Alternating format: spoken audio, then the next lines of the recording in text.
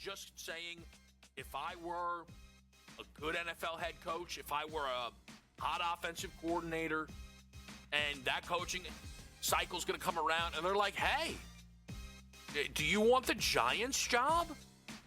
Or do you want the Michigan job? I think the Michigan job is much better. Game time decisions. Only on SportsGrid. They're doing a new show about a Japanese interpreter. Oh, they are? Yeah. Oh. Yeah, they're doing like I don't know if it's a documentary or like actors are in it. It's got I think it's a drama. It's a real show. It's like a scripted show? Yeah. About a Japanese interpreter? Yes. I wonder who's getting paid for that. The Craig Carton Show. Only on SportsGrid. You ain't buying no tickets. Who isn't? You're not going to I'm these a games. fan. Of course I'm not. There's a fan. What's wrong with you? Yeah, but if you were a fan, I thought you were a fan of the Hurricanes. You're not anymore. They told me. They smashed I told them you. to donate my tickets. Yeah, so I get it. But the fans travel. They have money, believe it or not. It's amazing. In this economy, but they have money. I don't know. See what Kelsey says about the economy. SportsGrid's College Football Today. Look, the trend continues to go to Blake Corum. He's still available. I can't believe he's still available. So if you have Kyron Williams, you got to have Blake Corum on your roster. And if you don't have Kyron Williams, I think you still want Blake Corum on your roster. You got to have these insurance policies on your roster at the very least. Even in a shallow league, if Blake Corum's floating out there, don't let him float out there. The last thing you want to have happen is for him to end up on some other team and then taking you the next couple weeks to win a championship. Fantasy Sports Today. Only on SportsGrid.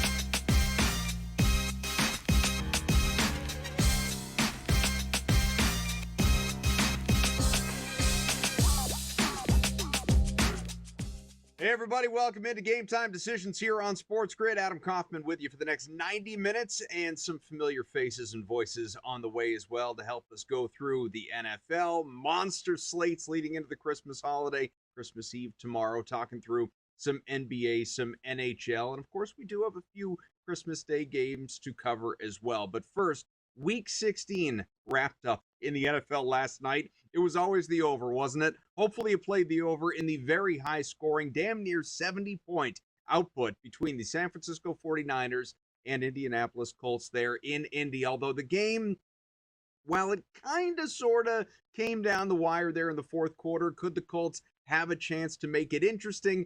It didn't, courtesy of a Phillip Rivers pick six the other way. And instead we got the lopsided 48-27 final. So up over 70 points, as a matter of fact, here in this one. And along the way, some tremendous performances to highlight. Obviously, Brock Purdy, who went for almost 300 passing yards, 5 touchdown passes for Purdy. He was excellent. Christian McCaffrey, there was some skepticism around betting his over and a modest line that wasn't even at 70 yards because of the matchup. Well, guess what?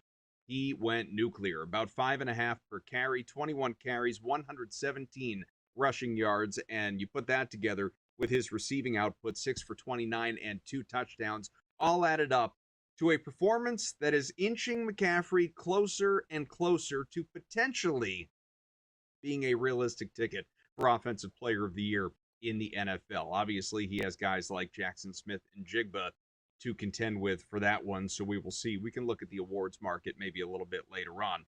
Also, on the San Francisco side, George Kittle, who got knocked out of this game a little bit early, but it was a great matchup for him on paper. It was a great matchup for him in reality on the field, because before the injury, he scored a touchdown, had 7 catches on the 8 targets that he had, and 115 yards. You also got a great game out of Juwan Jennings, who in this one went 5 for 71. Although I'm sorry if you played the over on his longest reception of 21.5, because 21 was the number. For the Colts, who are not quite eliminated from playoff contention, but it is coming. Phillip Rivers, 277 passing, 2 touchdowns, and an interception. His passing prop was in the 50s. He had that by halftime. He had about 100 passing in the opening half altogether. He was excellent, by probably a 44-year-old standard, right? He was picked off at the end, as mentioned, and at that point, they decide to defer to Riley Leonard because, again, this game was over. Quiet night for Jonathan Taylor, held below 50 rushing yards. Alec Pierce, a couple of touchdowns as he flirted with right around 90. What this does now in terms of the playoff picture, though, the Colts, again, hanging on for dear life in terms of their mathematical availability for the postseason at 8-7.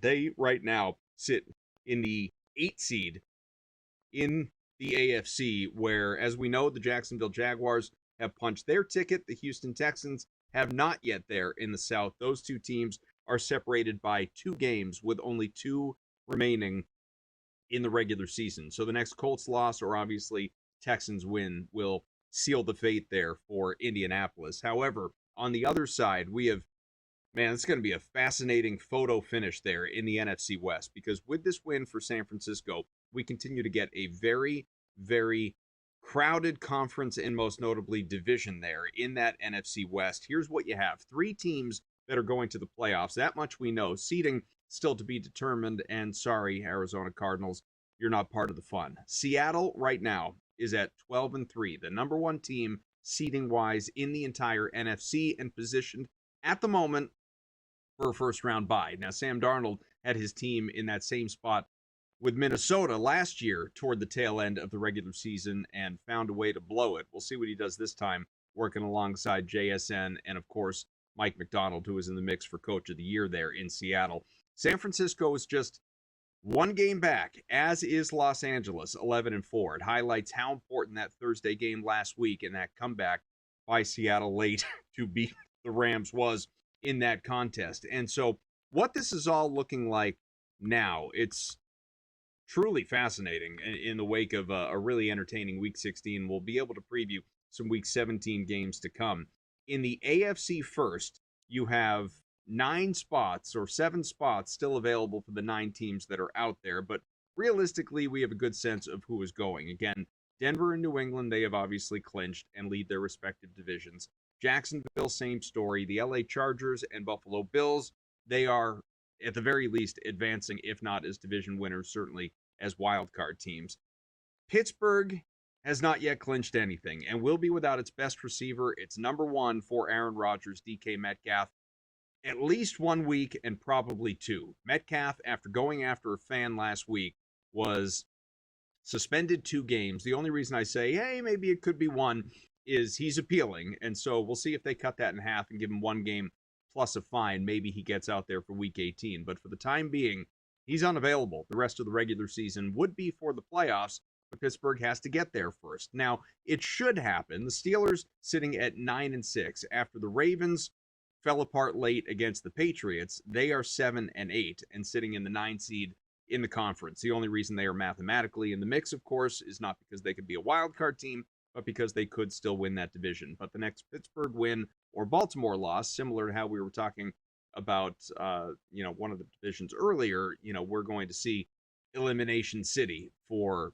Baltimore. And I would say, especially with that back injury for Lamar Jackson that has his status uncertain here in the games to come, it's a foregone conclusion that Mike Tomlin's going to find his way in there. And he's already extended the streak, the coaching career-long streak that he has had of never having a losing season with the Steelers, which I was on the wrong side of this year. I thought that team was going to step back. It certainly did not. Meanwhile, of course, Indianapolis, uphill climb with Houston, so I don't see that happening. So I think the 7 that are there at the moment, that's going to be your mix. It's just a question of seeding. The number 1 seed is up for grabs between the LA Chargers and the Denver Broncos and the New England Patriots.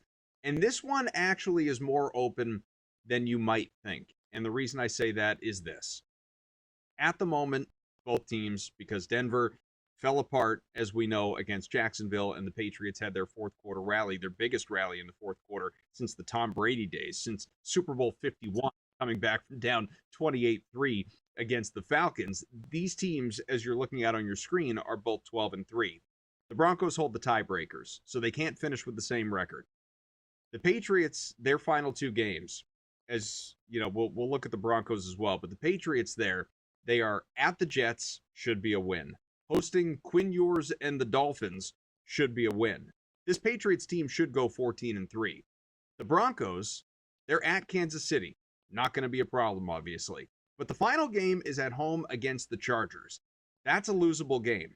So it's possible the Patriots are going to nab that first round bye in week 18 if the Broncos can't win out and take care of business. Now, in the NFC, again, could be a photo finish in the West. It depends what Darnold and the Seahawks team do with the one-game advantage on the rest of the conference right now. But obviously, the Niners in the mix for the 1 seed. The Rams in the mix for the 1 seed. The Bears at 11-4 in the mix for the 1 seed. And even Philadelphia, I don't think mathematically, but we know that team obviously has won its division there in the East. And really, the uncertainties there are also very interesting. Carolina against Tampa Bay. Who's going to win the South? Win and you're in. Looking like it's going to be Carolina after winning that head-to-head last week, sitting 8-7 versus the Bucs at 7-8. And of course, and I'm still expecting this to happen with 2 games left, I think the Lions are going to overcome. Sitting right now in the 8th seed at 8-7, Packers at 9-5-1 in the 7th seed. I think Green Bay is going to take a step back after the Micah Parsons injury. All the uncertainty there in terms of the pass catchers for Jordan Love and guys in and out of the lineup. I think the Lions will prevent, get themselves into the postseason, and the Packers will fall out. So we are just scratching the surface of the NFL conversation. A lot of NBA and NHL on the way as well. Stay tuned.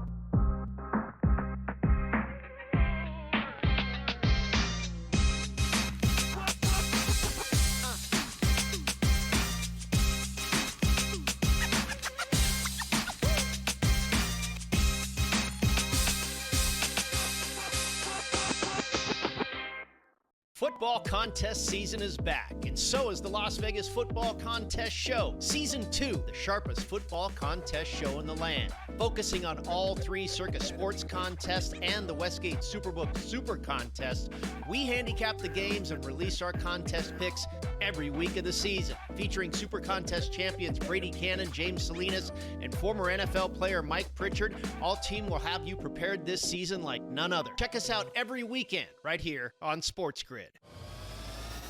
They went all in with the Sauce Gardner trade, right? All in. Give you a couple of number 1 picks here. Then Daniel Jones breaks the leg. And then he tears the Achilles. All right, you're signing Phillip Rivers. Are you kidding me? I mean, by the way, you know what hasn't been talked about enough? Sam Ellinger decided he didn't want to come play for the Colts. Why? You would have been. I know Denver activated him to the roster anyway, but he would have been maybe a starting quarterback this weekend. Pro Football Today, only on SportsGrid. Michael Jordan retired at the age of 30 in 1993. He missed the 93-94 season. Furthermore, he came back for 17 games in 1995 when he gave up baseball. And when I mean gave up baseball, he gave up baseball on March 18th and came back to basketball March 19th, which means no ramp up, no training camp, no nothing. Pro Basketball Today, only on SportsGrid. If I told you 25 years ago that you could bet $1,000 on whether or not the Miami Dolphins would go 25 years without a playoff win, that probably would have returned 10 mil, if not more. Oh, yeah. Like if you could do that on Kalshi right now or on Polymarket right now and pick any team you want. The Craig Carton Show, only on SportsGrid.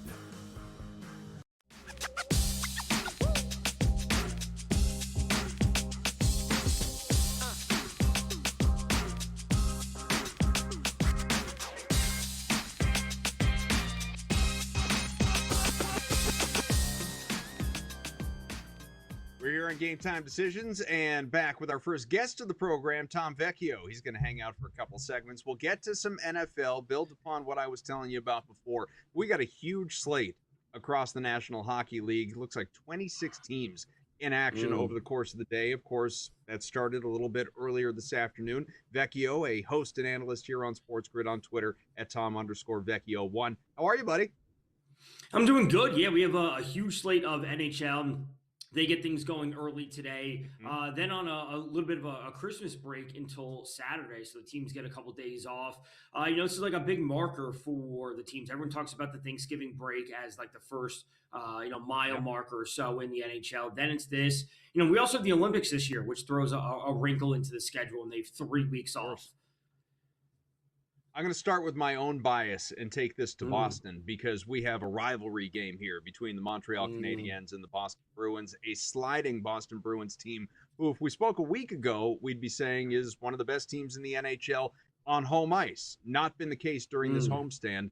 1-2-1, still marginal favorites, -120 versus even money for Montreal. We know it's always a statement matchup when these teams clash. David Pastrnak for the Bruins called this a must-win. The Habs lost their head-to-head last month with the Bees. How do you see it playing out?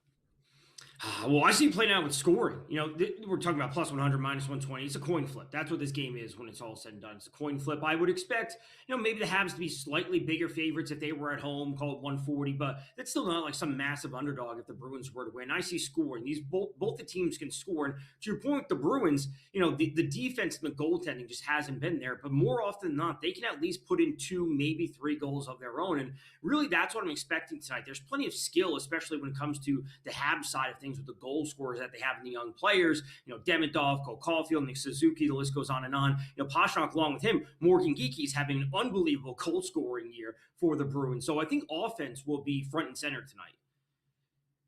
Another one with tight odds because there are not a lot of games that actually fit that description today. A lot of heavy favorites. How about the Flyers at the Blackhawks in this one? The Flyers, as we know, having themselves a very good year up in their division. Meanwhile, the Blackhawks, sitting bottom of the Central right now, losers of 5 in a row, and yet not massive dogs on home ice. You're getting just slightly above money, right around minus 10 or plus 105, pardon me, on the money line.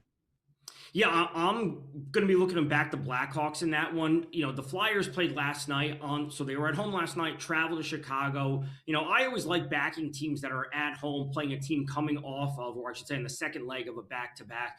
Chicago's been good this year. Spencer Knight has been a real bright spot for them in net. And, the Flyers are a good team. Maybe they're exceeding my expectations when it's all said and done. But, if I was getting plus money on the Flyers, I may be having a different take on this. If I was getting plus 110 on the Flyers, I could talk myself into that on the second night of a back-to-back with travel. The fact that it's going to be minus 122, that I don't love. And there's a lot of parity across the NHL this year. That's what a lot of people are talking about. It's like any team can win on any night. I'll take the plus money as a home dog. Now, scanning the board, again, you've got another interesting spot, a streaking Sabres team coming in plus 140 on the money line despite a handful of wins on the row in this game at Ottawa, the most recent team to take down the Boston Bruins, I mentioned with their struggles. They're at home, Senators minus 170 on the money line. Do you see value in that plus 140 given the fact the Sabres obviously are playing great hockey right now? They are, and I got to be honest, I don't know if I could back the Sabres. I think objectively, I think the Sabres at that price have value. My own personal bias and my betting tendencies won't allow me to bet them. I don't like betting on teams that are on long winning streaks, especially in hockey or in baseball. I just can't get there. They're going to lose at some point. And especially with a team with the Sabres, let's just call it what they are. I think they're overachieving. They're having this great stretch. There's no doubt about it. They had to make some changes, but I still think they're overachieving. And stringing together 6, 7, 8 wins, whatever it's going to be, I can't get there. I'm not saying I like the minus 170 on the Senators, but if you were to bet this, the Senators to win in regulation, the 3-way money line is sitting at plus 100. That's a fair enough shot. The Avalanche 8-1-1 in their last 10, 5 straight wins. Best team in the NHL points-wise. Only 2 regulation losses so far this year. This team has been a freight train and takes on a team that's average, the Utah Mammoth, and getting to host the Mammoth coming into town. Now, it'd be probably pretty crazy to invest in minus 260 on, the money line. Honestly, even doing the 60-minute result, you're not getting a great number. So it's either this is a parlay piece or do we like the minus 1.5 on the puck line? Because that is a more digestible minus 104. It is. I would say almost the team total for the Avs, minus 1 over 3.5 goals, minus 140. That's what the expectation is. They the Avs are dominant this year. Like I truly think, and obviously like hockey's not the biggest sport. It's still football season, but for the Avs, they are steps ahead of everyone else. It's not like, oh, they're the best team and like, oh, people are chasing them. It's kind of like the Rams situation. Like the Rams are maybe the best team. There's other teams that are good. It's like, no. The Avs are by far the best team. They are miles out ahead of the competition. So anytime you can get a 3.5 goal marker for them, I'm seeing a -140 on FanDuel. Like that's what the expectation is for them, especially when they're on home ice. So you give me 3.5 -140 for their team total, I'll take it. What's your card looking like? What are some of the favorite plays here tonight? So I, as a Rangers fan, I always bet against them because they're terrible. They're still missing Adam Fox, one of the best defenders in the league. He's still on IR. JT Miller, arguably their second best player behind Artemi Panarin. He just went to IR. They're on the road. They're just playing terribly. They are. So I'm on the Caps money line. I'm on the Caps 60-minute money line just because I always bet against the Rangers. I'm not saying you have to love those bets as well. You should be looking there. I like the Wild tonight. It's a bit of a heavy price. You said you could be looking for a parlay piece. You could add that with the Avs. I know there's some heavy favorites in the NBA. I like the Wild. They're playing absolutely phenomenal hockey right now. You know, the addition of Quinn Hughes to their roster really, really bolsters their defensive core along with their offensive capabilities. And Nashville is just not a team that I think is good in any capacity. Anything on the prop market?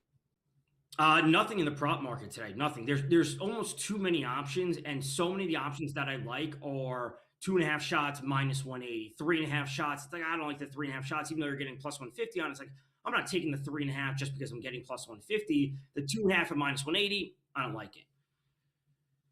Tom Vecchio hanging out here with us again, previewing the NHL card. We got some NFL Week 17 to talk about. I can't believe we're down to the final 2 weeks of the regular season. It goes by that quickly, folks. Stay with us. More on the way with Beck.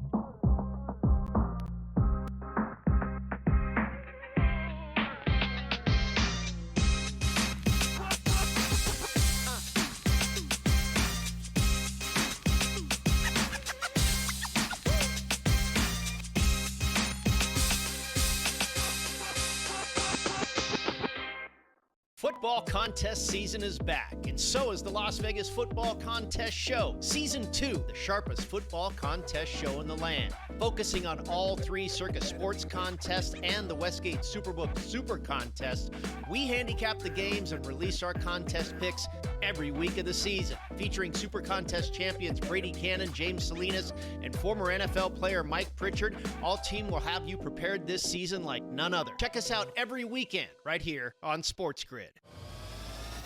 They went all in with the Sauce Gardner trade, right? All in. Give you a couple of number 1 picks here. Then Daniel Jones breaks the leg. And then he tears the Achilles. All right? You're signing Phillip Rivers. Are you kidding me? I mean, by the way, you know what hasn't been talked about enough? Sam Ellinger decided he didn't want to come play for the Colts. Why? You would have been. I know Denver activated him to the roster anyway, but he would have been maybe a starting quarterback this weekend. Pro Football Today, only on SportsGrid. Michael Jordan retired at the age of 30 in 1993. He missed the 93-94 season. Furthermore, he came back for 17 games in 1995 when he gave up baseball. And when I mean gave up baseball, he gave up baseball on March 18th and came back to basketball March 19th, which means no ramp up, no training camp, no nothing. Pro Basketball Today, only on SportsGrid.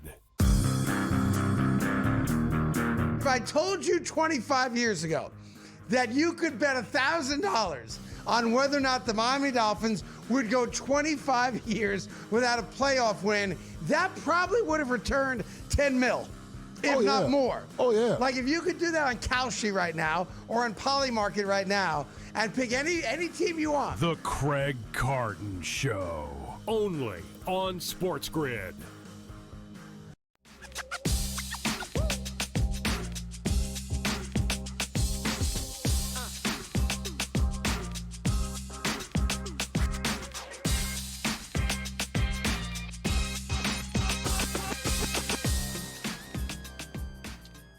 What's going on? Welcome back to Game Time Decisions. We're going to jump into the Christmas Day 3-game NFL slate. And, you know, at first glance, the slate looks like, oh, it could be a good one. But in reality, once we start to break things down, this slate may not be super exciting given the fact that 5 of the 6 teams are I'm not going to say have nothing to play for. Excuse me, I shouldn't say that. 4 of the 6 teams have nothing to play for. Cowboys, Commanders, both of these teams are eliminated. We know that. This is the 1 p.m. game. I actually think that this game should be fun, at least from the Cowboys side of things. If you want to be looking to back the Cowboys, we do have a 50.5 over-under, which is super strong. The Commanders, we're not sure if we're going to be getting Marcus Mariota out there. We know that Daniels is shut down for the season. But Dak played last week. They started off super strong against the Chargers in that first half, 17 points, and they just couldn't get any offense going. But Dak, CeeDee Lamb, George Pickens, Javonte Williams, that offense and those players should absolutely be able to put up points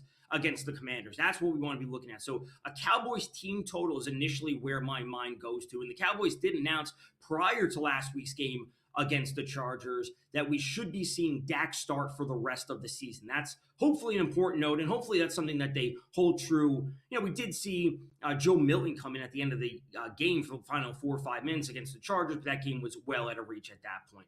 So really looking to back the Cowboys. Yes, their season's over, but you would like to think that they want to go out there and at least put up some good performances. They play the Commanders, they play the Giants to close out the season, put up some good scoring. Next up would be Lions and Vikings. And the Lions technically aren't eliminated. It's a huge step back for them losing that game against the Steelers over the weekend. And obviously there was some controversy to end that. But the Lions are still not mathematically eliminated. They need to win. They need help. They need all these sorts of things, all the different permutations. But this is a winnable spot for them. We know that it's not going to be J.J. McCarthy for the Vikings. It's going to be Max Brosmer. J.J. McCarthy, as they announced today, has a hairline fracture in his wrist, and he's not going to be good to go. Frankly, I assume they shut him down for the season, given the fact that he dealt with the calf injury, he had the concussion, it's now the wrist. Like, okay, let's just shut it down. You know, he's looking, I don't want to say to be an injury-prone quarterback, but it may be shaping up that way. The point being is that the Lions are in a winnable spot against Max Brosmer, who was absolutely atrocious a couple weeks ago when he got the start at Seattle. Now, granted, on the road at Seattle isn't the same as at home, taking on a bad Lions defense. Those two things are different. Can we expect Brosmer with a couple more weeks under his belt of being in that conversation of having to play? Hopefully the preparation will at least get the Vikings to, let's call it 14 or 17 points. Hopefully the Lions can push us to 24 points, and that's where we really see a good game dynamic. And obviously with Goff, St. Brown, Gibbs, and Montgomery, and James and Williams, the offense should be there from the Lions. Obviously in a dome is what we like to see. So 2 teams in the first game completely eliminated. 1 team has something to play for, the Lions, in the second game. And then we get to the final game on the slate, the 8 p.m., 8:15 game between the Broncos at the Chiefs. The Broncos are massive 12.5-point road favorites.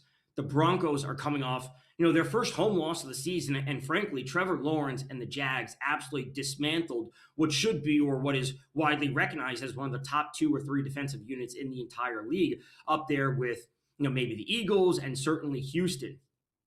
Bo Nix is certainly in a spot that they need to win games. The Broncos are looking to potentially go from what could have been the number 1 seed in the AFC all the way dropping down to a wild card spot and potentially not winning the AFC West.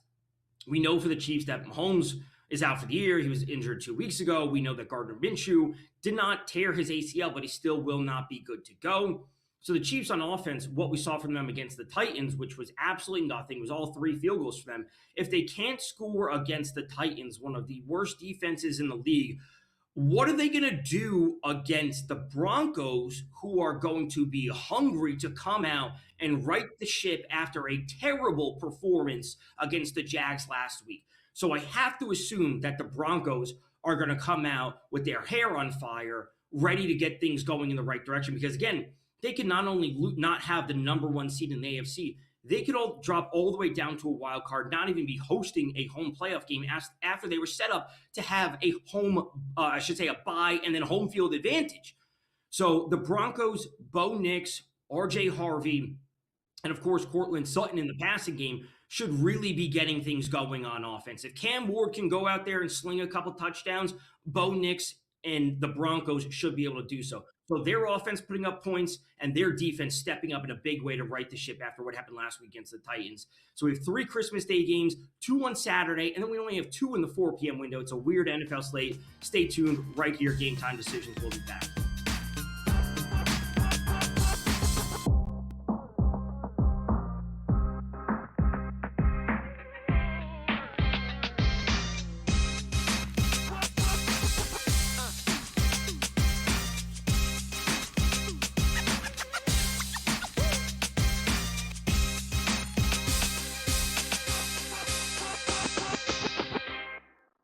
football contest season is back, and so is the Las Vegas Football Contest Show. Season 2, the sharpest football contest show in the land. Focusing on all three Circa Sports contests and the Westgate Superbook Super Contest, we handicap the games and release our contest picks every week of the season. Featuring Super Contest champions Brady Cannon, James Salinas, and former NFL player Mike Pritchard, all team will have you prepared this season like none other. Check us out every weekend right here on SportsGrid. They went all in with the Sauce Gardner trade, right? All in. Give you a couple of number one picks here. Then Daniel Jones breaks the leg, and then he tears the Achilles. All right, you're signing Phillip Rivers. Are you kidding me? I mean, by the way, you know what hasn't been talked about enough? Sam Ellinger decided he didn't want to come play for the Colts. Why? You would have been. I know Denver activated him to the roster anyway, but he would have been maybe a starting quarterback this weekend. Pro Football Today, only on SportsGrid.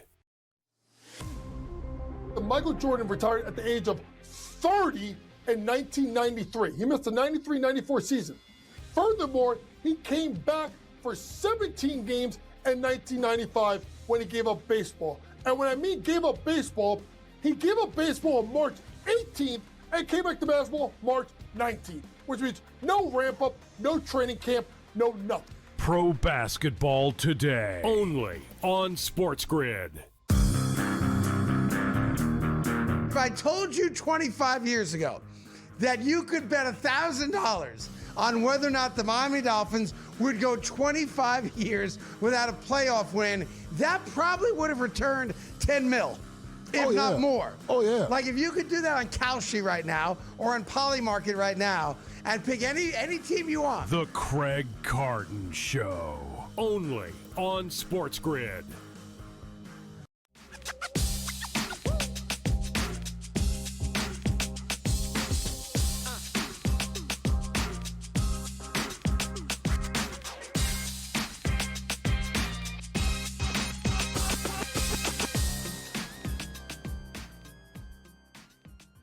We're back. Game Time Decisions. Our thanks once again to our pal Tom Vecchio, and sticking around doing some NHL as well as NFL. We'll do more NFL with our next guest, but we begin with the NBA. Danny Burke joins us on Twitter at Danny Burke in the number 5. He is, of course, a host and analyst over at Betting News. Danny, how are you, bud?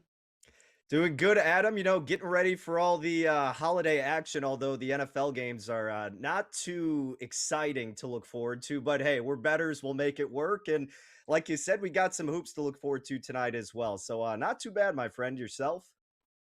Well, hoops are kind of crazy because we were just talking with Tom about how the NHL goes on a little bit of a hiatus. That's why you have so many games going on today. The NBA, yeah, it's going to be quiet tomorrow across sports in general. But then, of course, there are a lot of people out there. It's like Christmas. That's when the NBA season begins. And you get your handful of games slate that the NFL is trying to steal traction from now. Christmas Day used to belong to the NBA and not so much anymore. So they got to share the spotlight. But we still have a loaded slate. In fact, how loaded, you may be wondering? Well, my Celtics played the Pacers last night, the first of a home and home, and they will see each other again on Friday in Indiana. I bring that up because these are the only two teams that do not play tonight. Everybody else is in action. And so why don't we kind of start with you and your card? What stands out to you when you're trying to handicap, 14 games? Yeah, honestly, and as you and I have done plenty of shows together in both the NFL and NBA, but especially the NBA, I tend to lean more into the prop market. I feel like that's where you can find more of an edge, regardless of whatever point of the season we're at, but especially when you have a bigger slate like this is where you can kind of nitpick and find some of those edges. So that's how I attack it. If I'm doing anything with a side or a total, I have to really feel passionate about a side, and I don't necessarily have that sentiment tonight. Otherwise, I'll look for an in-game angle. But yeah, it's really all props tonight. I got 4 that have stood out to me. So wherever you want to take it, I could rifle these out. But yeah, I got 4 that I'm riding with this evening. Well, you teased them. Let's hear them. Then we can get to some other things. Absolutely. Well, yeah, let's start with a little bit of a later game this evening. I got Tumani Kamara under 2.5 3-pointers. This play, Adams, a little bit chalkier. I laid about minus a buck 39. Now, some of these props may have moved throughout the day, but if you're still able to get a pretty good number in that realm, I would recommend it. And I like Kamara to stay under 2.5 triples because he's going up against an Orlando Magic defense that sure has regressed a little bit in comparison to what we witnessed from this group last year, but there's still a respectable unit on that side of the ball. They're 11th in points per 100 possessions allowed. And then you look at everything else from the 3-point standpoint. I mean, they're really good at limiting shot rate there. And that's where Kamara is taking a majority of his shot attempts. And the efficiency just really hasn't been there for him. Now, he's gotten a little bit better as the months have gone on, but this situation stands out specifically because of the more difficult matchup I presume is going to take place with this Orlando Magic defense. His effective field goal percentage for Kamara is at about 52.6%. That puts him in the 38th percentile among his position group. So I think he stays under 2.5 triples tonight. Another guy who's pointer prop I'm taking under, Adam, Emmanuel quickly under 2.5 threes. Just another guy whose number I think is just a bit too inflated for this specific matchup. I know this one's probably tipping off very shortly down in South Beach against Miami, but the Heat are top 5 in effective field goal percentage allowed and points per 100 possessions allowed. 3-point field goal percentage, they're 6, holding teams at 34.5%, and his average is just 2.4 threes per game this season. So I would be shocked if he plays above his means given this difficult matchup against the Miami Heat. Another under I like. I'm going with Minnesota big man Naz Reid under 6.5 boards. As big as he is, he's not traditionally attacking the glass that often. Yeah, he can go over this mark from time to time, but you don't see it too consistently. He's averaging right around 6 rebounds tonight, and he's going up against the New York Knicks, who are 5th in opponent rebound percentage this season at about 52%. He stayed under 6.5 boards in 18 out of 29 games this year. So that's another under I like, Adam. And then the last under, because when it comes to NBA, more often than not, I am sweating out unders. Brook Lopez under 9.5 points minus 114. Now, this was at 9.5 earlier in the day. I'm sure most commonly it's at 8 in the hook now, and I still like it at 8 in the hook.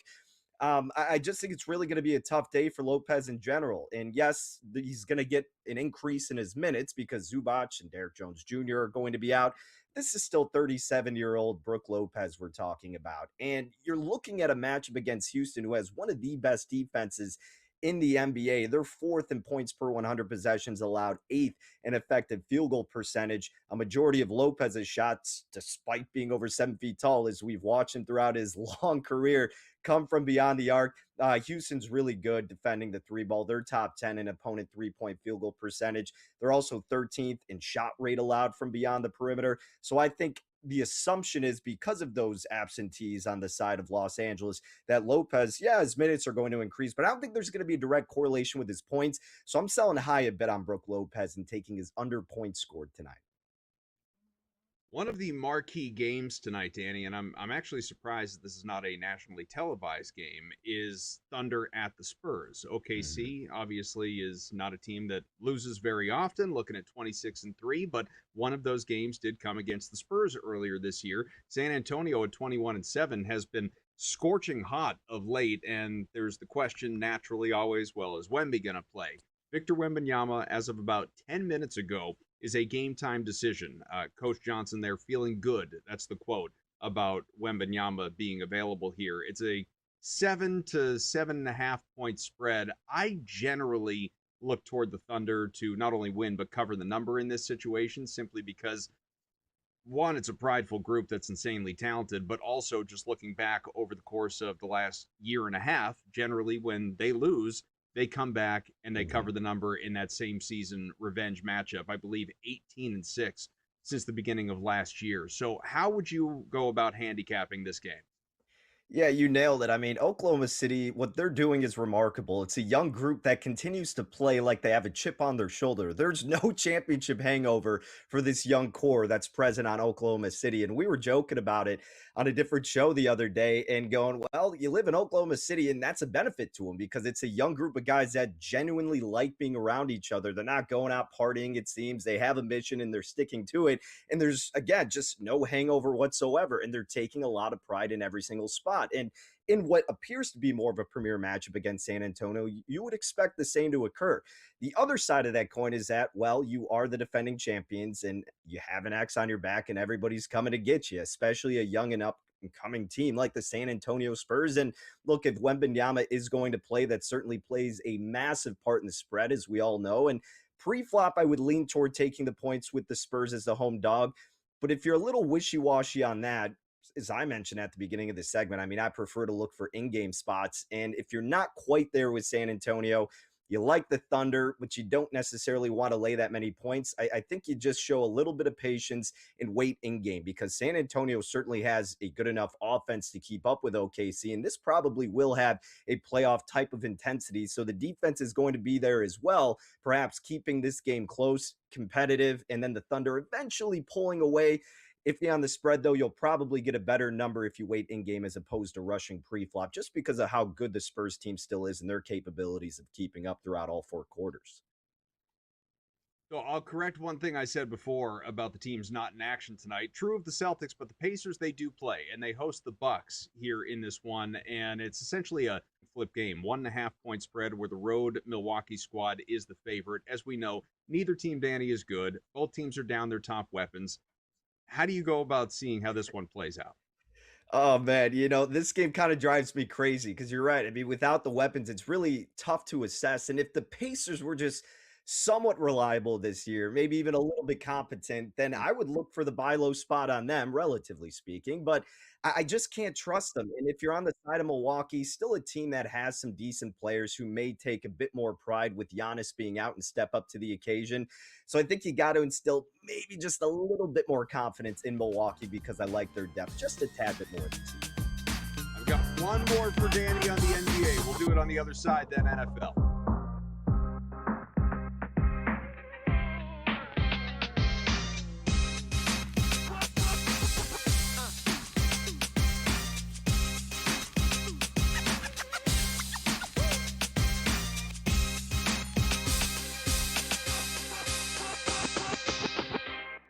Football contest season is back, and so is the Las Vegas Football Contest Show. Season 2, the sharpest football contest show in the land. Focusing on all three Circa Sports contests and the Westgate Superbook Super Contest, we handicap the games and release our contest picks every week of the season. Featuring Super Contest champions Brady Cannon, James Salinas, and former NFL player Mike Pritchard, all team will have you prepared this season like none other. Check us out every weekend right here on SportsGrid. They went all in with the Sauce Gardner trade, right? All in. Give you a couple of number one picks here. Then Daniel Jones breaks the leg, and then he tears the Achilles. All right, you're signing Phillip Rivers. Are you kidding me? I mean, by the way, you know what hasn't been talked about enough? Sam Ellinger decided he didn't want to come play for the Colts. Why? You would have been. I know Denver activated him to the roster anyway, but he would have been maybe the starting quarterback this weekend. Pro Football Today, only on SportsGrid. Michael Jordan retired at the age of 30 in 1993. He missed the 93-94 season. Furthermore, he came back for 17 games in 1995 when he gave up baseball. And when I mean gave up baseball, he gave up baseball on March 18th and came back to basketball March 19th, which means no ramp up, no training camp, no nothing. Pro Basketball Today, only on SportsGrid. If I told you 25 years ago that you could bet $1,000 on whether or not the Miami Dolphins would go 25 years without a playoff win, that probably would have returned 10 mil, if not more. Oh, yeah. Like if you could do that on Kalshi right now or on Polymarket right now and pick any team you want. The Craig Carton Show, only on SportsGrid.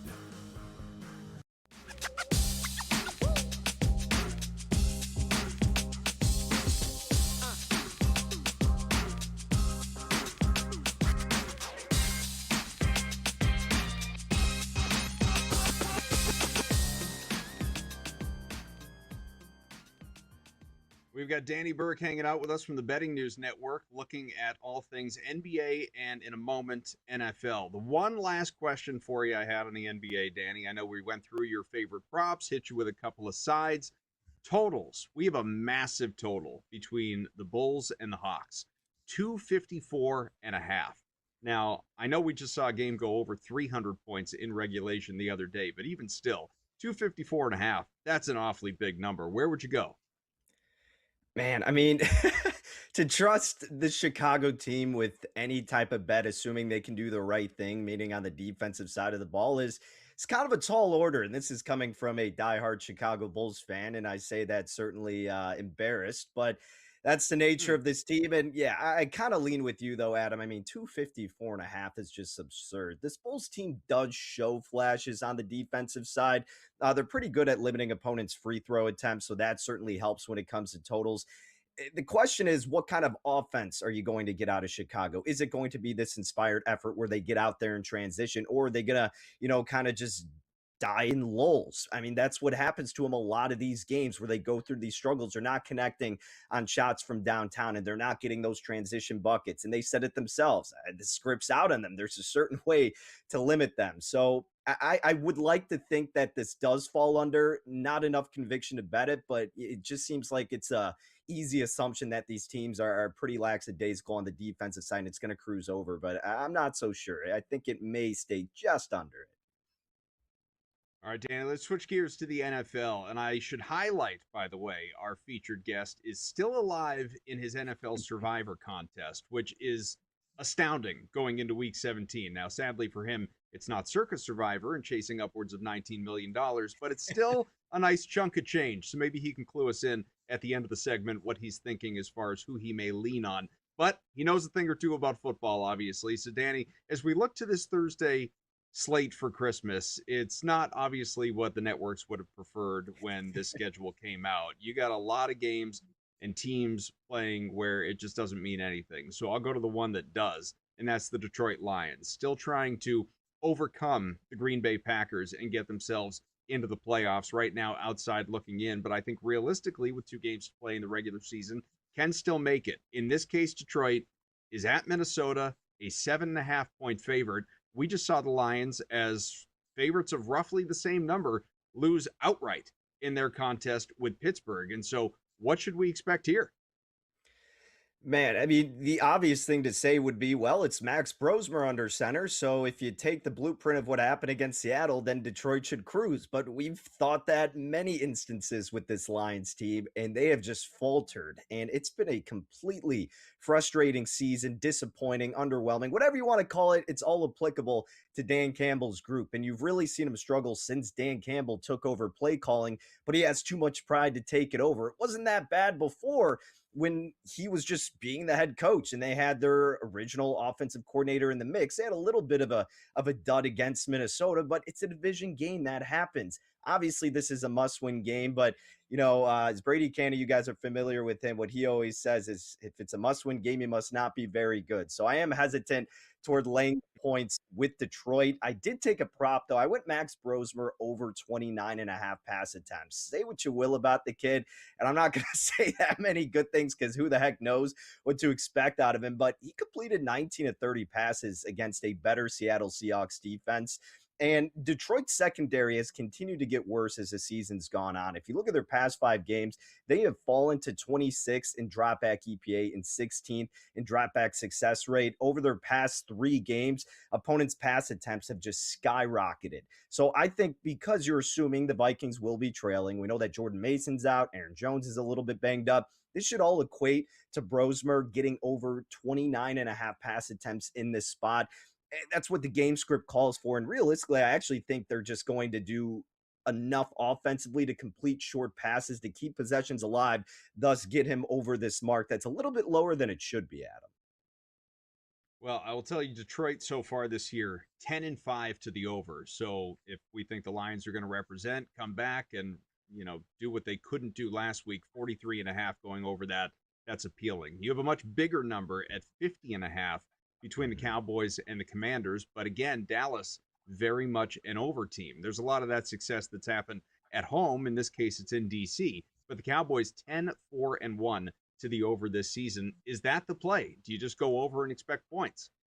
I'm going under here, Adam. As scary as that may seem, I got under 51 at -110. Now, last week, I will admit, I took the under between the Chargers and the Cowboys under 50 in the hook, and it looked like a completely moronic play the entire first half. There were like 38 points scored or whatever it was, but it actually only ended up landing on 51. And the point being is because I put a lot of faith into this Chargers defense, which they obviously showed out in the second half, and then Dallas has kind of came back to life. The Chargers just had 13 in the second half of this game or that game.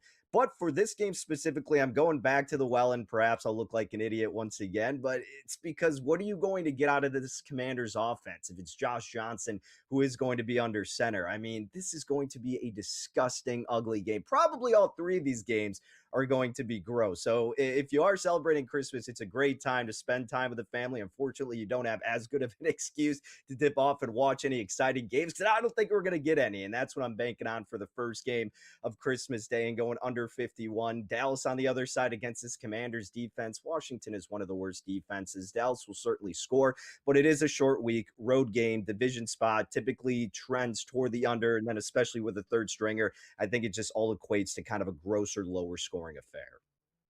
Well, you said going under in that game is scary. Going under in the night game is scary. 36.5. But what I will tell you is Denver is a slight under team. Kansas City, very much an under team at 11-4 this year. So, man, I mean, I know the Chiefs have little to work with in this one. The Broncos really kind of have to win it to stay in the driver's seat for the 1 seed in the AFC. Any reason to believe that we get points and the Kansas City could actually cover the nearly 2-touchdown spread? You would like to think so, but last week you and I were talking about the Chiefs matchup against the Titans, and for Kansas City, their goal is Super Bowl every year. So now that you miss the postseason, you're missing players, they're just trying to get on vacation at this point. Denver's still a lot to play for. I would lean toward the Broncos, but what I ended up betting was a prop, RJ Harvey over 48.5 rushing yards. I think he's going to see a lot of carries. Great stuff out of Danny Burke. Check him out on the Betting News Network. Thanks, bud.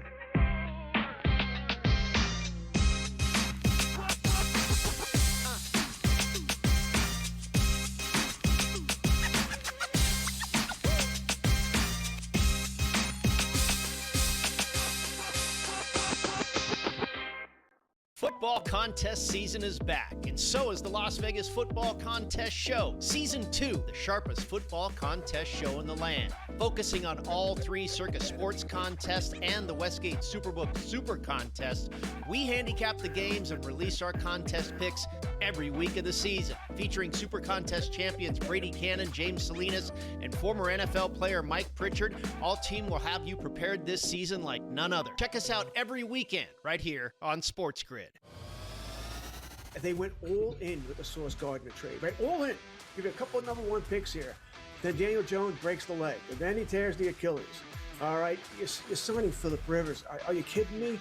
I mean, by the way, you know what hasn't been talked about enough? Sam Ehlinger decided he didn't want to come play for the Colts. Why? You would have been. I know Denver activated him to the roster anyway, but he would have been maybe a starting quarterback this weekend. Pro Football Today, only on SportsGrid. Michael Jordan retired at the age of 30 in 1993. He missed the 93-94 season. Furthermore, he came back for 17 games in 1995 when he gave up baseball. And when I mean gave up baseball, he gave up baseball on March 18th and came back to basketball March 19th, which means no ramp up, no training camp, no nothing. Pro Basketball Today, only on SportsGrid. If I told you 25 years ago that you could bet $1,000 on whether or not the Miami Dolphins would go 25 years without a playoff win, that probably would have returned 10 mil, if not more. Oh, yeah. Like if you could do that on Kalshi right now or on Polymarket right now and pick any team you want. The Craig Carton Show, only on SportsGrid.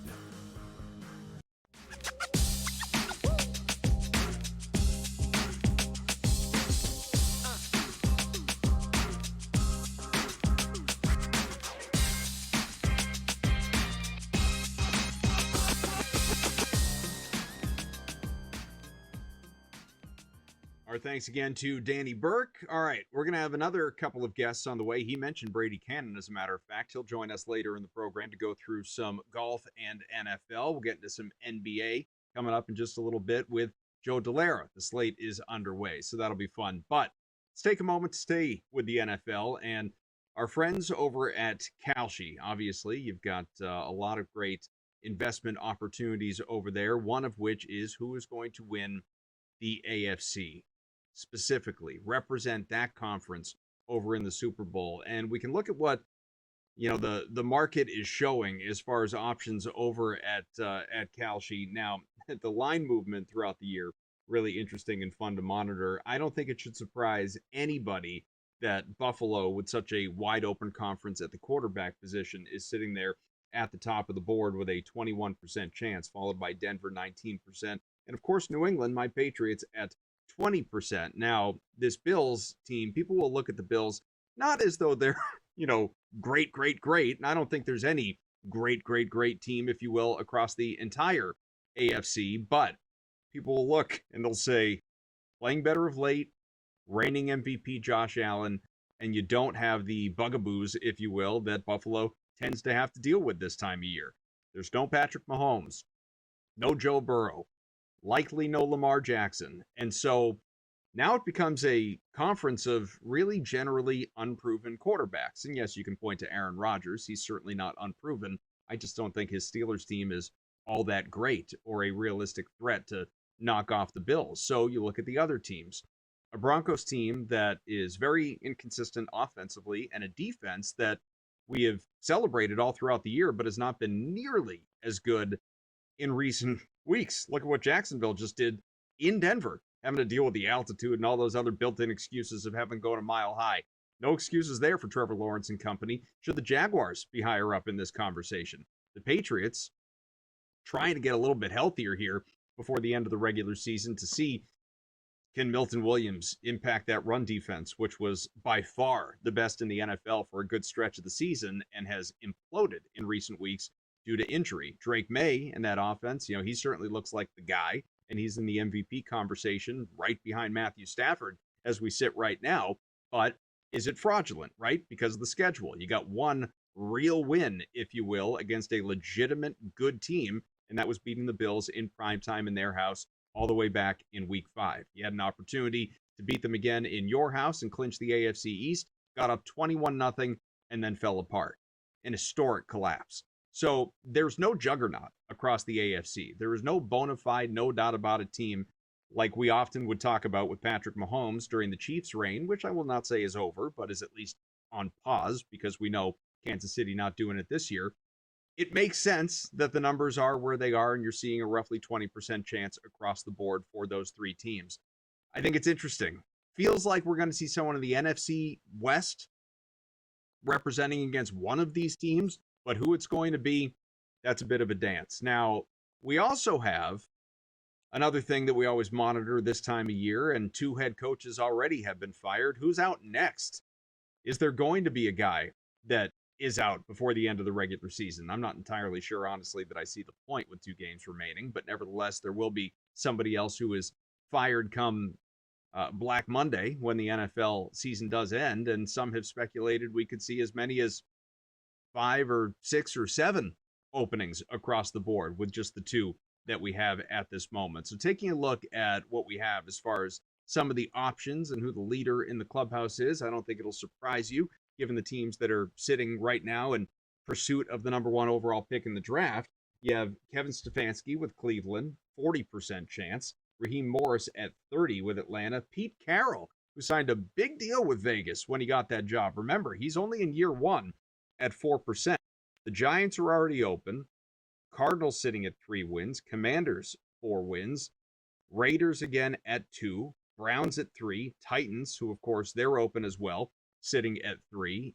There are some interesting spots of teams that are just outright positioning themselves for the top pick of the draft right now.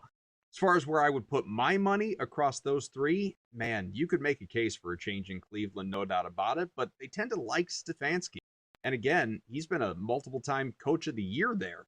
I think that this has been a feel-out season of trying to figure out who that quarterback is going to be, and you can't have many expectations with a 40-year-old Joe Flacco and then Dylan Gabriel and Shedeur Sanders. So they wind up back in the draft. That's another thing, obviously, that they're going to have to determine as far as being in the QB market. I think I like that 4% for Pete Carroll. Crazy as that sounds. A little more on the way.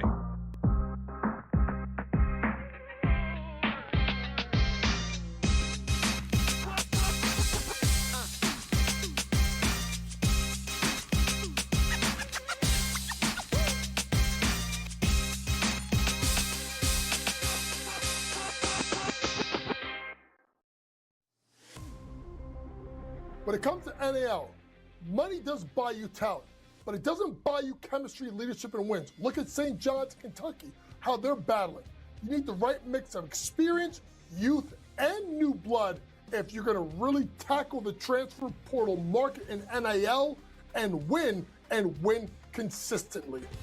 College basketball today, only on SportsGrid. If I told you 25 years ago that you could bet $1,000 on whether or not the Miami Dolphins would go 25 years without a playoff win, that probably would have returned 10 mil, if not more. Oh, yeah. Like if you could do that on Kalshi right now or on Polymarket right now and pick any team you want. The Craig Carton Show, only on SportsGrid. Michael Jordan retired at the age of 30 in 1993. He missed the 93-94 season. Furthermore, he came back for 17 games in 1995 when he gave up baseball. And when I mean gave up baseball, he gave up baseball on March 18th and came back to basketball March 19th, which means no ramp up, no training camp, no nothing. Pro basketball today, only on SportsGrid. You ain't buying no tickets. Who isn't? You're not going I'm to saying these if I'm a games. fan. Of course I'm not. There's a fan. What's wrong with you? Yeah, but if you were a fan, I thought you were a fan of the Hurricanes. You're not anymore. They told me. They smashed I told them to donate my tickets. Yeah, so I get it. But the fans travel. They have money, believe it or not. It's amazing. They do. Well, in this economy, but they have money. I don't know. See what Kalshi says about the economy. SportsGrid's College Football Today.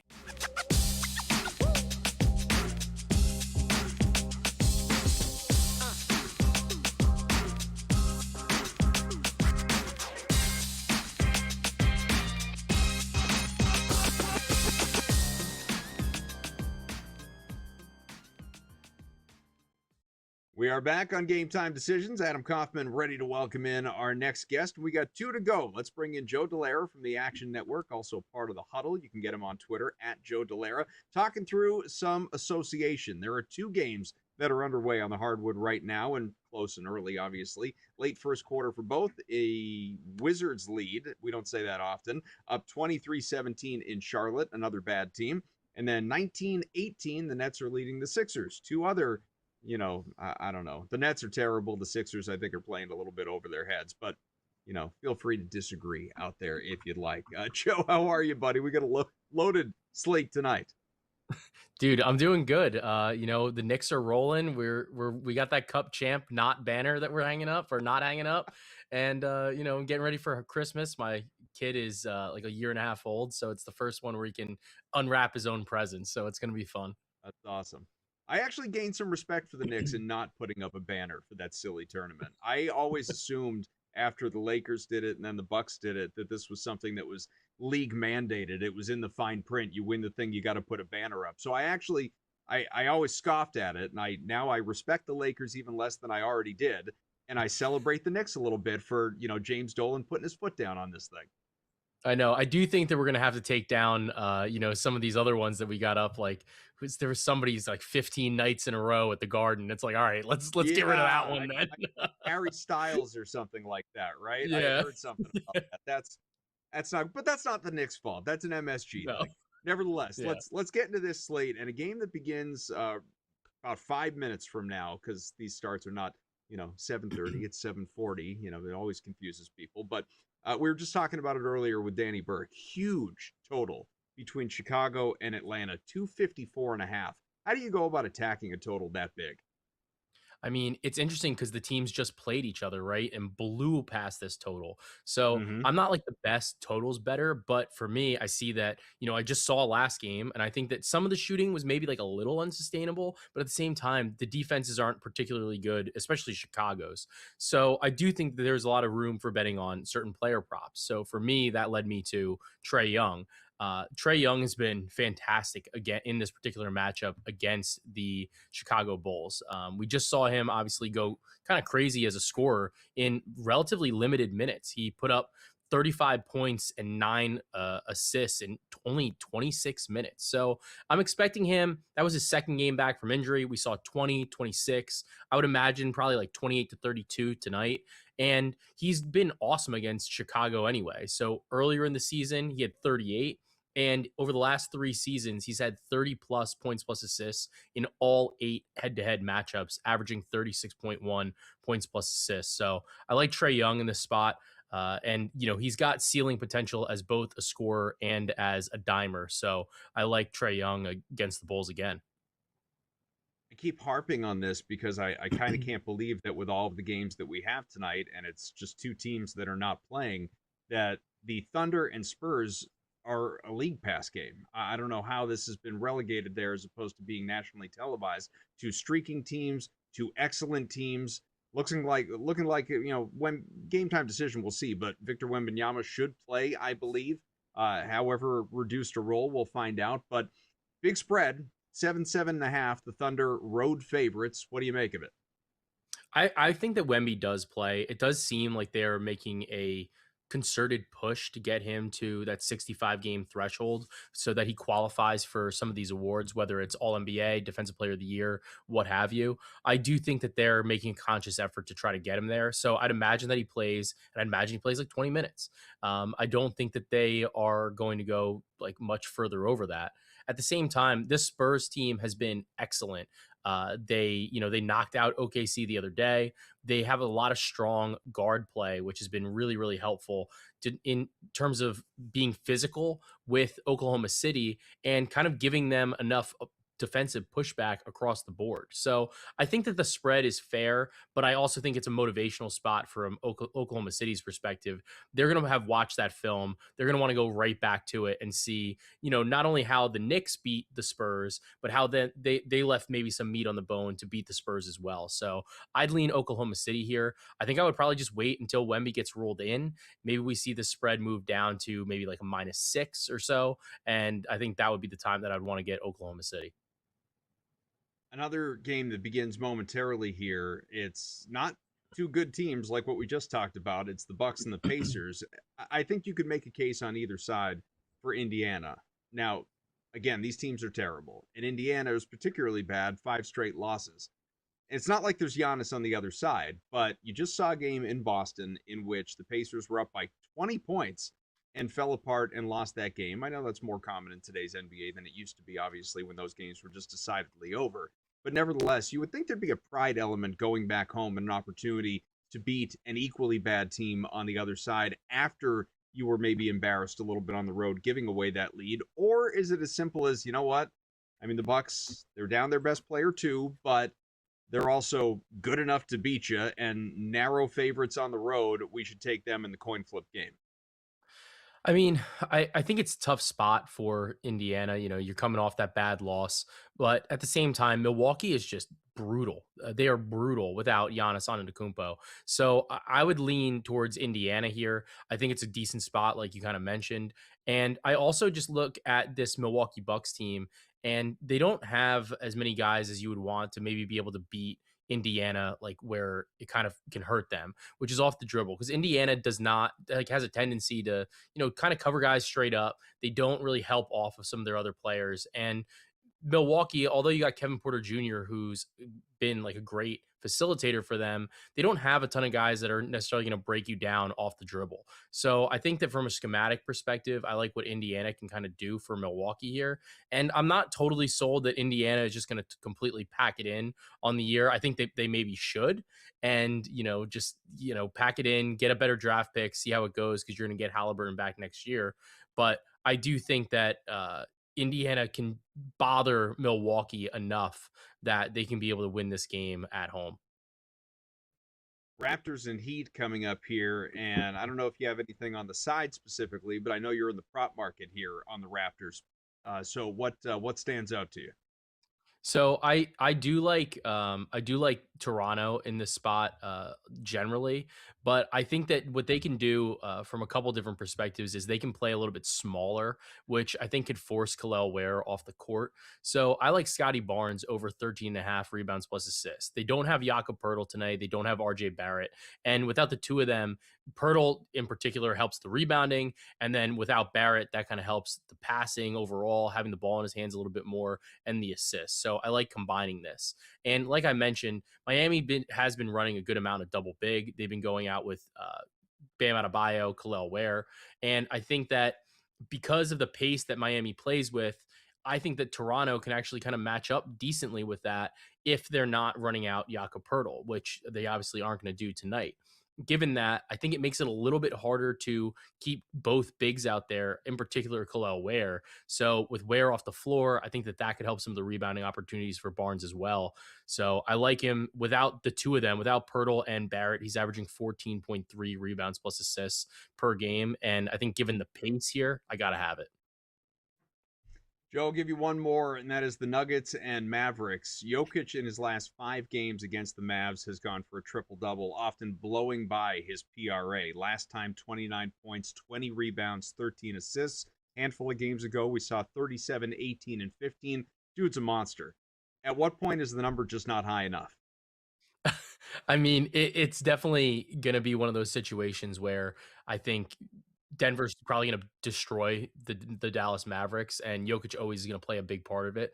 I think as long as the Mavericks can kind of keep it close, that's the biggest issue with Jokic. If the line's too high and it's a blowout, then we're in trouble. Joe Delara, again, part of the Huddle, part of the Action Network. He is on Twitter at Joe Delara. Thanks, man, for hopping on with us. Again, huge slate across the association tonight. Hopefully we can make some money to pay for the holiday presents, all right? Have a good one.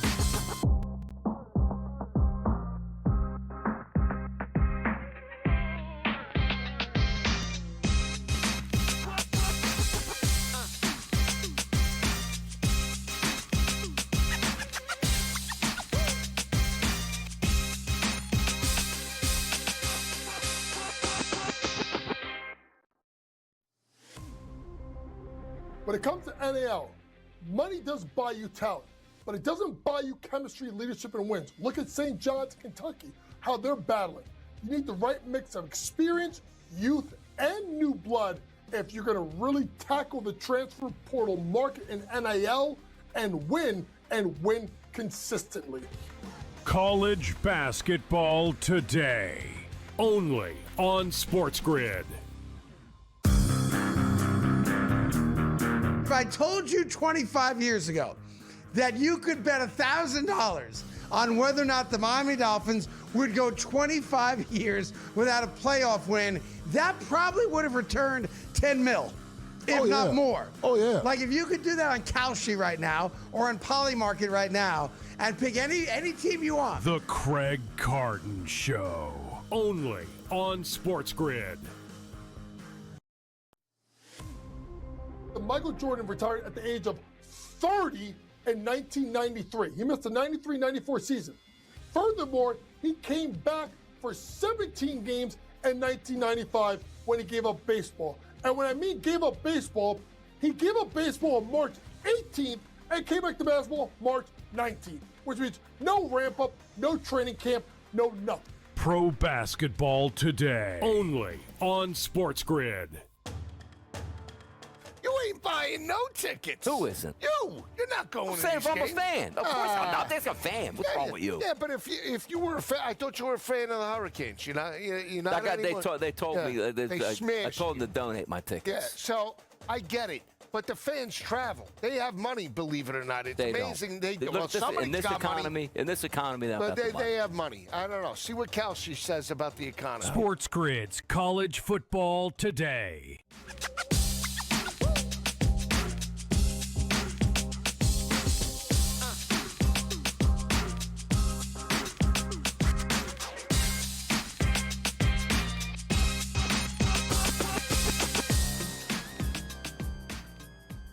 We welcome in Brady Cannon, who was shouted out by one of our guests, Danny Burke, earlier today when talking about must-wins and Brady's credo of if you must win it, you must not be very good. So we're going to get to that as it relates to some of these NFL games on Christmas Day. Of course, Saturday, Sunday, it's a weird, wonky slate, as it always looks, Brady, toward the tail end of the regular season when these games start to get really spread out for networks and the like, but fun for us viewers who want football every day. Brady and I were always together here on the grid on Saturday nights. We welcome in now on Twitter, by the way, at Las Vegas Golfer. How are you, sir?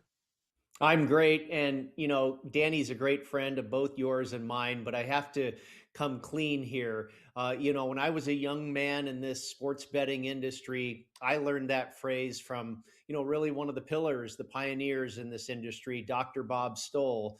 And, Danny came into my life as working together, a few years ago or whatever. And so he's now the young kid and I'm the old guy that's now passing along the drips of knowledge. Right. So, yeah, I can't take credit for that, but it is a wise old statement, I believe. And the theory behind it is, if you're in a must-win situation, then you must not be that good, because if you were good, you wouldn't be in that situation, right? And it's a pretty good kind of handicapping 101 theory to live by. You'll find that more often than not, teams in that situation don't perform. And, it's like the casual bettor expects a team with their back against the wall to all of a sudden flip a switch and perform at a higher level. It doesn't really happen that way. They kind of are who they are. So we just got some breaking news that the DK Metcalf suspension has been upheld. Of course, he appealed it, and I brought this up earlier in the show, could that suspension drop from 2 games to 1? This is very important for this Pittsburgh Steelers team. Down its number 1 receiving option and a top target, obviously, of Aaron Rodgers. Now, the next Pittsburgh win or Baltimore loss seals the fate, and we wind up seeing the Pittsburgh Steelers win the AFC North and advance to the postseason. Then you get Metcalf back to the playoffs. Kind of no harm, no foul. But in the interim here, with this game coming up against the Browns, and it's a pesky team, particularly at home, how big is this news, his stupidity, being reflected now on the field?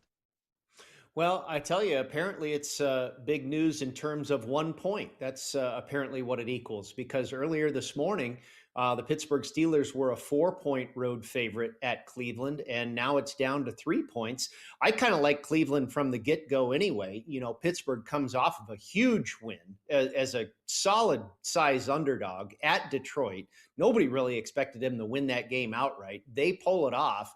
And then next week, they've got Baltimore for basically all the marbles, especially if they lose here to Cleveland. So it's a little bit of a sandwich spot for them. Now, it is a division game, but like you said, Cleveland's been a tough out at home.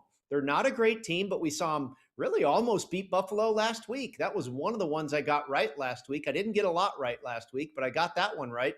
And that was the Cleveland Browns getting 10 points or so. It was, a flat spot in the schedule for Buffalo. And I kind of think you have a similar scenario here for the Steelers. And I think the Metcalf thing just kind of fuels the fire as far as, wanting to back the Browns here. I'm not sure if I love them at 3 rather than 4, but I think it just, adds to the distraction that's going on in the locker room here around that situation. And I don't think that's a good thing. You can have situations like this where a team might respond differently, but I think this is probably a negative situation going on with Metcalf. I like to bring narratives into play, as you know, from time to time. I think there's an interesting one Christmas night. This Broncos team is considerably better, obviously, than the Chiefs as they exist today, and it shouldn't be an issue winning this game. But winning this game, the Broncos really can't afford a quote-unquote look-ahead spot to, the Chargers in a very important game in Week 18, because they're right now in the driver's seat still for the top spot and the number 1 overall seed and first-round bye in the conference. They hold the tiebreakers against the Patriots. Patriots do have a soft schedule. They've got the Jets, they've got the Dolphins. They should win their 14 games. The tough part, obviously, coming up in Week 18 for the Broncos is the Chargers, but you can't afford to slip up here in this game. And we've got a 2-touchdown spread or minus 13.5 anyway at a lot of places. Is this a spot where maybe you either look for the motivation from Denver to step on their throats and win this thing convincingly, or do you think it's a little bit more, let's survive this thing, let's win it, let's not go balls to the wall, if you will, because next week is very important to us, therefore the Chiefs to cover is more appealing? I think the latter. I think the line's inflated because a lot of the things that you outlined there, the Chiefs aren't what we're used to as far as the Chiefs. Obviously, they don't have Patrick Mahomes. They don't even have Gardner Minshew. They've got Chris Olajuwon. And so they look like an absolute shell of themselves. I don't think the stock could be any lower on this team right now. And it was pretty low last week, and now it's even lower because they failed miserably last week at Tennessee. So now I think this line has gotten a little bit out of hand. And yeah, I could only take the points, hold the nose, take the points, and hope it comes through. Denver should be focused off of a loss. You and I have discussed that. That was probably a good thing for them to kind of get knocked back down to earth for a minute before they start this postseason run. But the look ahead spot to the Chargers is real. So I think the combination of the Chiefs stock being as low as it could be, the line being inflated, and what's on deck next week has me leaning towards the points here, Adam. Also on Christmas Day, that sandwich game, middle game, Brady, the Lions were touchdown favorites last week, lost outright to the Steelers, which has obviously set up that situation in the AFC North. The Lions, however, are trying to surpass the Packers and make the playoffs. So this very clearly is a must-win game for them at Minnesota and another battered team that won't have its starting quarterback. What do you expect? Yeah, battered is also true for the Detroit Lions. I think the Detroit Lions are a really good team, but boy, they just don't have any people healthy. I mean, their entire defensive secondary, their offensive line, tight end at Laporta, and even Amon-Ra St. Brown is a little bit banged up. I think this line's probably a little bit inflated too, because there's no quarterback on the other side. And because what we view with our eyeballs of Detroit is a high flying, high powered machine, but really that machine has a lot of holes right now. Brady Camp hanging out with us. We'll get some breaking golf news. Come on back.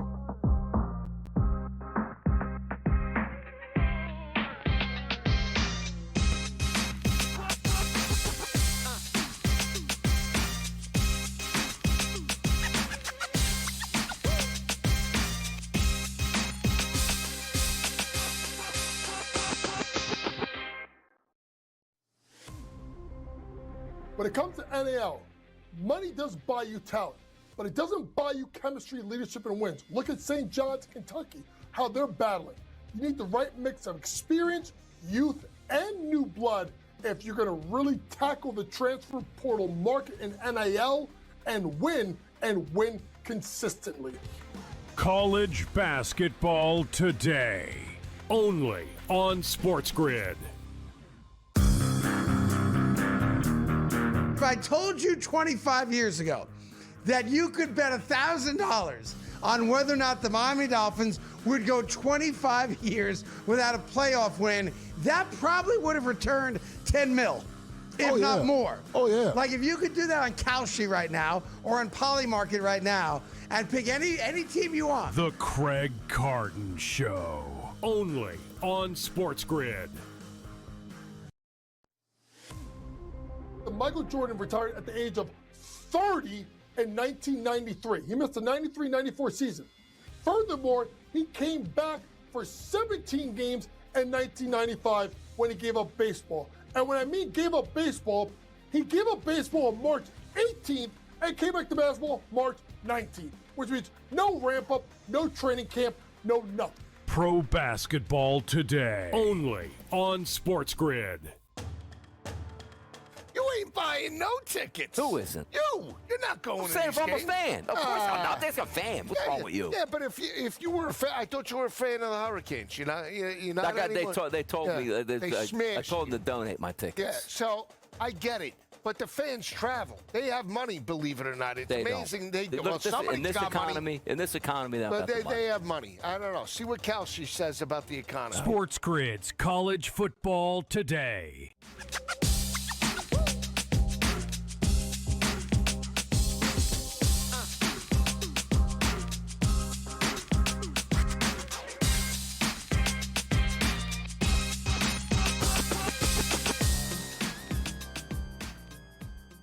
We've got Brady Cannon hanging out with us. He is on Twitter at Las Vegas Golfer. I highlight that not just so that you will find him, but to really hammer home golf guy. We were just talking about the NFL, but Brady, we got some big news coming out of the golf world today, and that is Brooks Koepka, the 5-time major champion, is not returning to LIV Golf in 2026. The league announced that today. Koepka is going to be replaced by Taylor Gooch as captain of the Smash GC LIV Golf League, apparently. And so, look, he had signed the former number one with the Saudi Arabian Finance League back in June 2022, had 1 year left on his contract, worth more than $100 million. He cited family reasons as to why he is stepping away, but a number of people have wondered aloud if this means he's headed back to the PGA Tour. The tour sent out a statement basically, wishing him well. You can infer from that what you will, whether it's paving the way for his return or conversely saying, hey, dude, best of luck with all of your ventures going forward. How do you read what is happening at the moment for one of golf's premier golfers, obviously?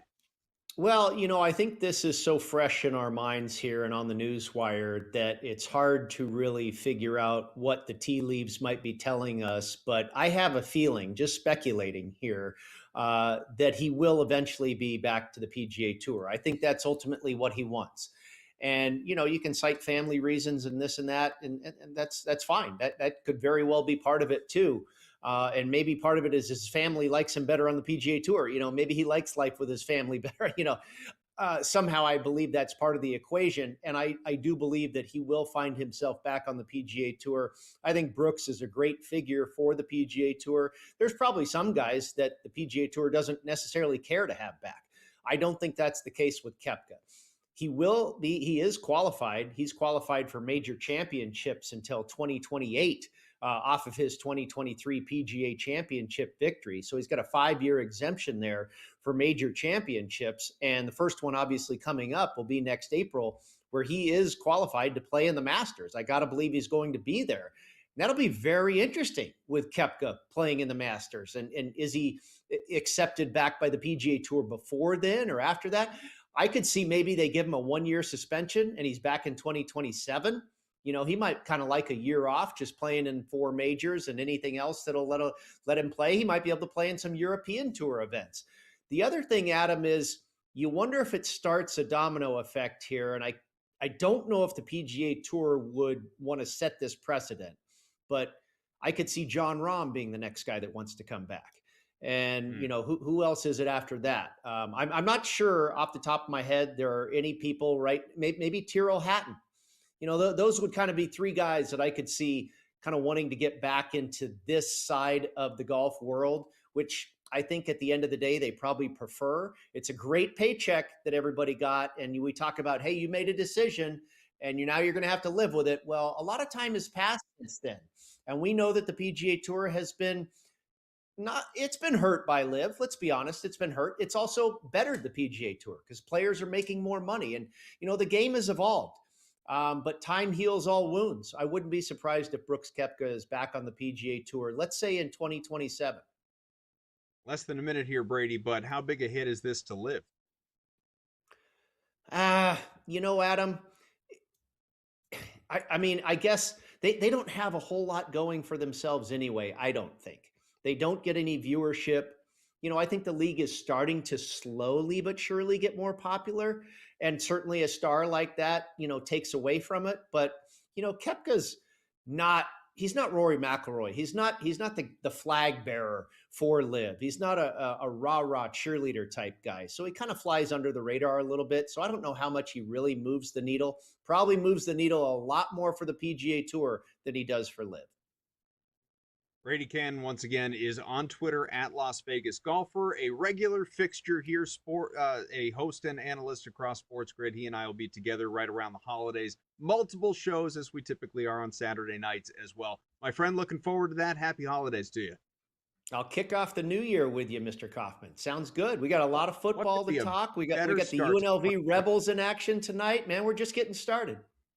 That's right. Bowl games in college football, we barely even touched on those today. They didn't at all. But again, football's king. You got a massive NFL slate on the way. Everyone in action, obviously. The bye weeks, they are simply a memory at this point till we get to the first round of the playoffs in a couple of we'll have those, and they're still fighting for them. Big NBA and NHL slates tonight. A lot of money to be made. We just be the ones who make it. Our thanks to our guests, Tom Vecchio, Danny Burke, Joe Galera, and Brady Cannon. Of course, behind the scenes, Chris, Rob, and Pat. I'm Adam Kaufman. Happy holidays. Talk to you again real soon here on SportsGrid.